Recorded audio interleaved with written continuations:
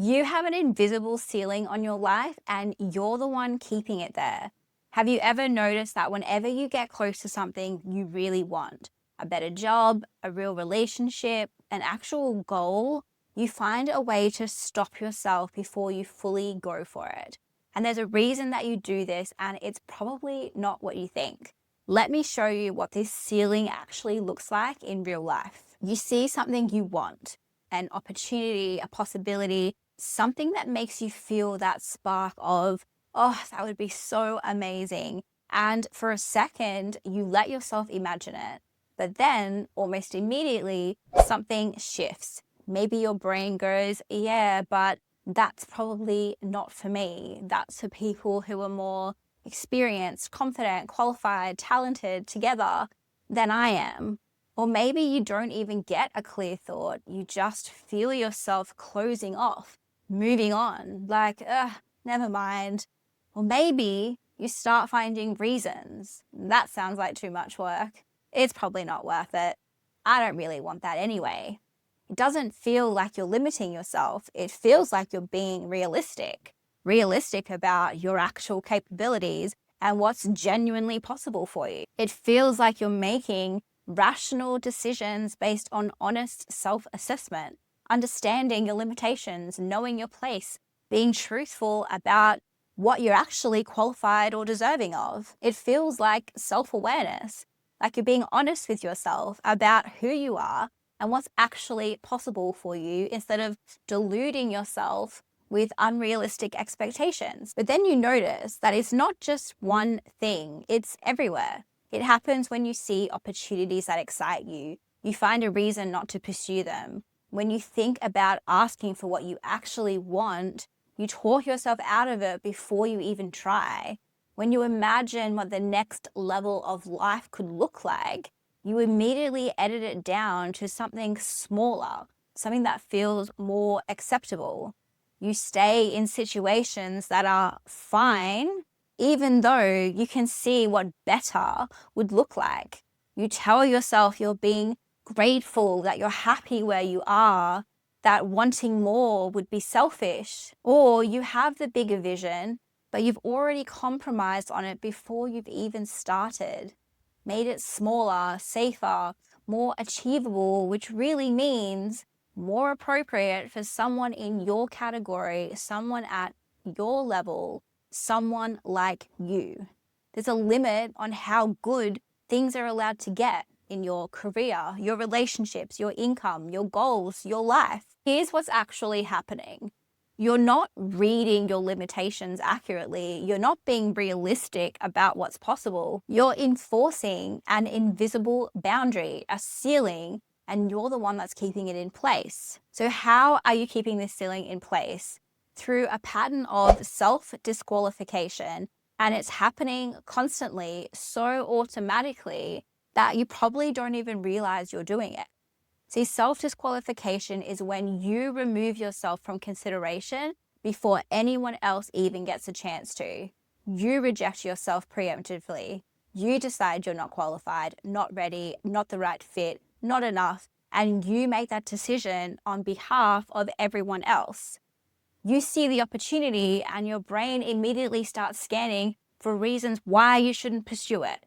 And it pulls up your past failures. It compares you to everyone else who's more qualified. It finds the gaps in your experience, the things you haven't done, the ways you don't measure up, and it presents this to you as analysis, as clarity, as self-awareness.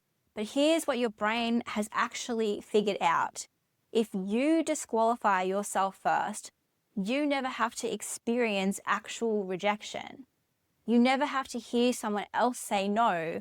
You never have to face the possibility that you went for something and didn't get it.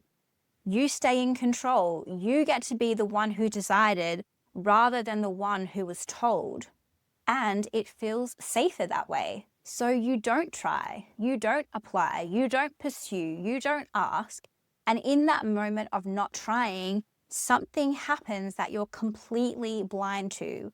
You create evidence. When you don't apply, you never find out if you would have got it. You just decided you wouldn't, and then you made that true by not trying. And now you have proof. See, I'm not the kind of person who gets those things. When you don't pursue what you want, you guarantee that it doesn't happen. And then you get to say, see, those things aren't for people like me. When you don't ask, you ensure that you don't receive. And then you tell yourself, see, I knew I wouldn't get it anyway.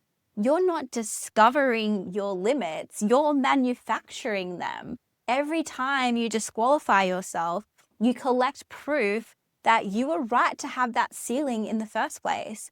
And it's a closed loop.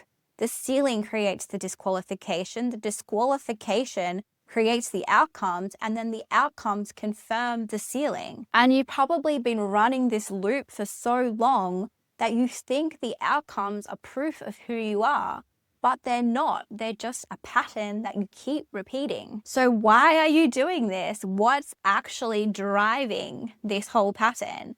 Underneath the ceiling, underneath the self-disqualification, there's a belief. And that belief is likely, I'm not enough. Maybe it's, I'm not smart enough. I'm not talented enough. Maybe it's, I'm not worthy enough. Maybe it's just a general sense that you're less than, that there's something lacking in you.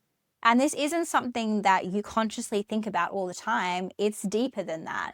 It's more like it runs in the background. It's baked into how you see yourself, into how you move through the world, into your thoughts and feelings about yourself.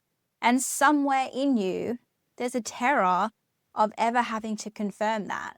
Because as long as you don't really try, as long as you disqualify yourself, as long as you stay under your ceiling, you get to live in uncertainty. The belief stays as a fear, a suspicion, something you worry might be true, but haven't actually confirmed.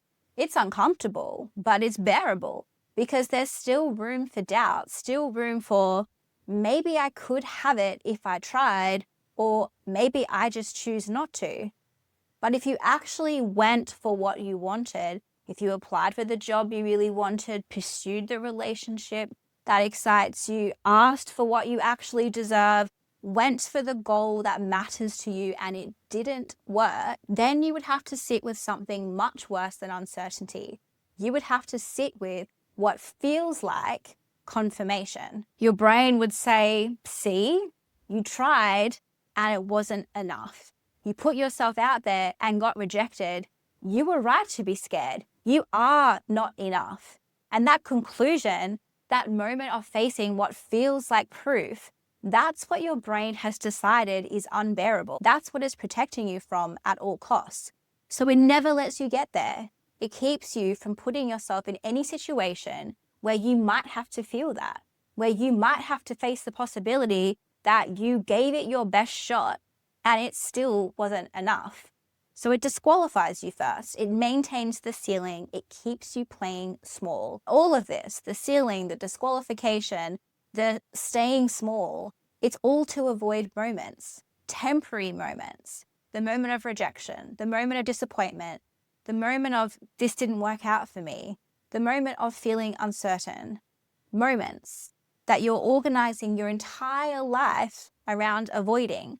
But here's what you're trading for those avoided moments: everything else. A life where you never get rejected is also a life when you never put yourself out there, where you never take the risk that could lead to love, connection, the opportunity that changes everything.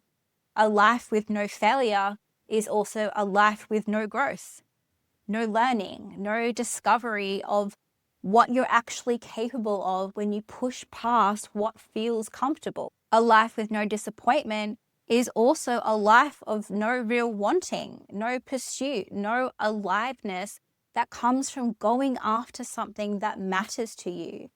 You're protecting yourself from temporary pain by choosing permanent absence. You're avoiding moments of discomfort by actually creating a lifetime of it. And here's what I want you to understand: that you are enough. You always have been. The rejection, the failure, the disappointment, none of those things would prove otherwise. They're just experiences, temporary ones. They don't define your worth and they don't determine what you're capable of.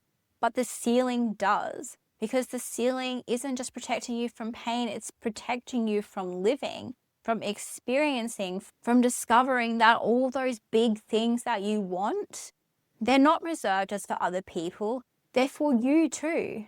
You're allowed to have them, you're allowed to want them, and you're allowed to go for them. But the only thing between you and that is the willingness to experience the temporary discomfort of trying. So what are you waiting for? Go and start breaking past your ceiling.